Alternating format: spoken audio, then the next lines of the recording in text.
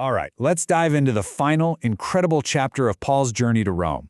I mean, after a shipwreck, a snakebite, and a whole winter stuck on Malta, we are finally on the last leg. But you know, this isn't just about a ship finally reaching a port. This is about a divine promise, made years before, finally coming to its triumphant conclusion right in the heart of the Roman Empire. And this right here, this is the promise that's been hanging over this whole story. Do you remember this? Years ago, the Lord appeared to Paul and told him flat out, you must testify in Rome also. So every storm, every delay, every single chain, it's all been leading to this very moment. This one verse just sets the whole stage and reminds us that no matter what, Paul's arrival in Rome, it's a sure thing. Okay, so after 3 long months on Malta, they finally set sail on an Alexandrian grain ship. And Luke, who's writing all this down, gives us this super detailed log of the final trip. They make a 3-day stop in Syracuse, then a quick stop at Rhegium, before finally landing at the busy Italian port of Puteoli. Every step is being documented, because every step is part of this divinely guided journey. And this is where things get really interesting. Check out this contrast. The ship itself was sailing under the figurehead of Castor and Pollux. These were pagan gods that sailors would pray to for protection at sea. But who was really in control? Just when they need it most, this perfect south wind kicks up, pushing them swiftly and safely right into port. It's such a powerful picture, isn't it? Human superstition on one side, and God's sovereign guiding hand on the other. No contest. So they finally land in Italy, and what is the very first thing they find? A Christian community. Just think about that for a second. Before the Apostle Paul even gets to the capital, the gospel is already there. It's already taken root. He gets invited to stay for a whole week. Can you imagine the relief? A moment of pure warmth and fellowship after everything he'd been through? It just shows you the Great Commission was already on the move. And as word starts to spread that Paul's in Italy, believers from Rome itself start traveling out to meet him on the famous Appian Way. And look at this, some of them came as far as 43 miles.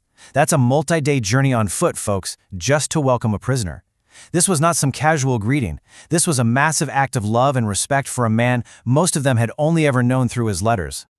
And right here, this is the emotional core of it all. Just picture it. Paul is exhausted from his journey, he's a prisoner in chains, and he's heading towards a trial that could end his life. And then he sees them, the faces of his brothers and sisters who walked all that way just for him. The text says he thanked God and was encouraged. That's the power of Christian fellowship right there. It's not just a nice feeling, it is the fuel that strengthens us for whatever mission is ahead. So when Paul finally gets to Rome, he isn't thrown into some dark, cold dungeon like you might expect. Instead, he's placed under a pretty lenient form of custody called house arrest. He actually gets to rent his own place. The only catch? He's chained to a single Roman soldier 24/7. Now, what looks like imprisonment is actually about to become a divinely orchestrated opportunity. And this is how God just masterfully turns a setback into a setup. From this prison, Paul has one of the most productive periods of his entire ministry. It's unbelievable. He writes the prison epistles. We're talking about books like Ephesians and Philippians that have shaped the church for 2,000 years. He gets a constant stream of visitors, and he preaches the gospel completely unhindered to everyone who walks through his door, including his rotating guard. His confinement literally becomes a strategic hub for the gospel, right in the heart of the empire. So, what can we take away from this incredible story for our own lives? Well, first, we've got to trust God's providence, even in the detours and the delays. His plan is always at work. Second, we have to actively seek out and offer encouragement. It's the fuel for the mission for all of us. And third, maybe we need to start seeing our limitations differently. What looks like a prison wall to you might be the very platform God wants to use. And that really leads us to this final thought. Paul's literal chains advance the gospel, bringing it face to face with the Roman guard, one soldier at a time.